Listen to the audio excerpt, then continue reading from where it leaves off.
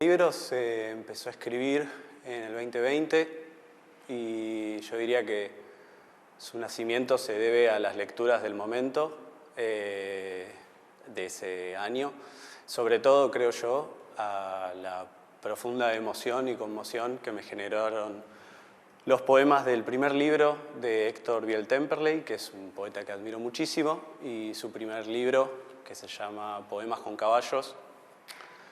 Creo que ahí lo que hace Temperley con el ritmo, con la imaginación, con la exploración de todas las posibilidades de la palabra caballo que hace ahí, donde los caballos van mutando y se van fundiendo con el paisaje.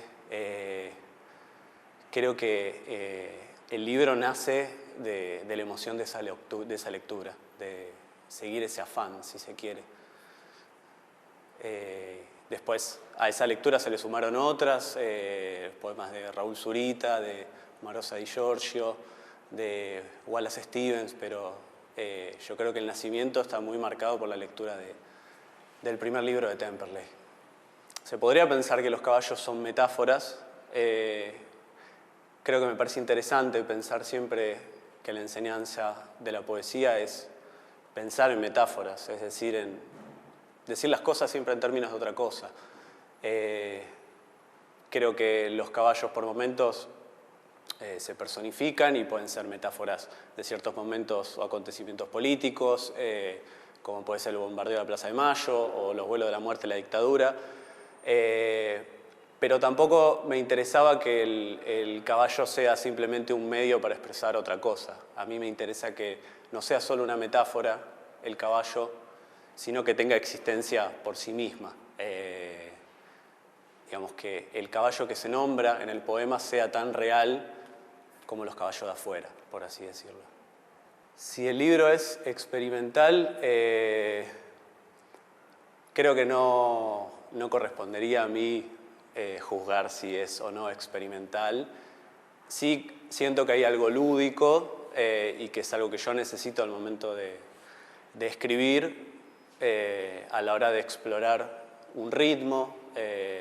Para mí es muy importante el ritmo y escribir en base a identificar un patrón, una musiquita, una rima, una medida de algún verso que yo pueda repetir hasta que sienta agotada.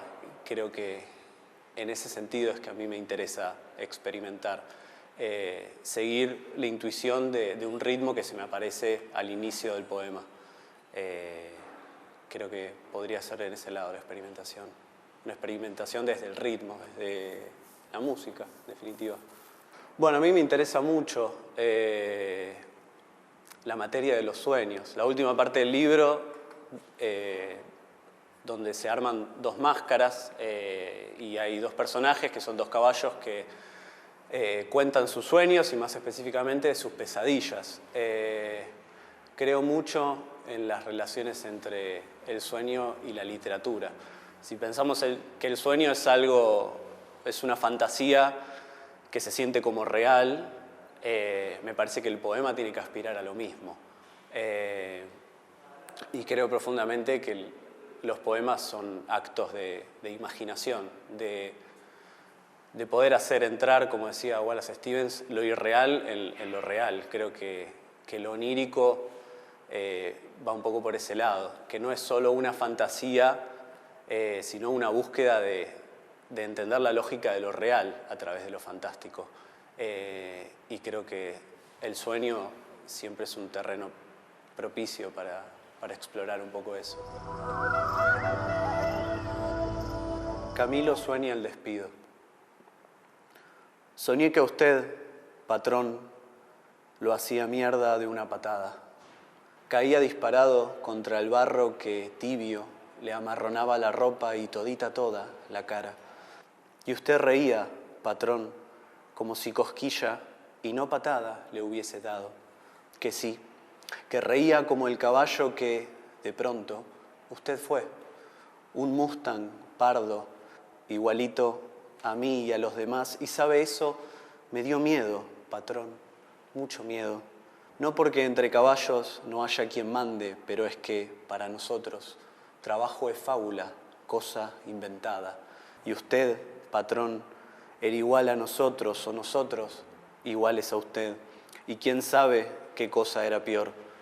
Pero usted sabía, patrón, sabía. Entonces se levantó del barro, se me acercó, supe al segundo, para montarme.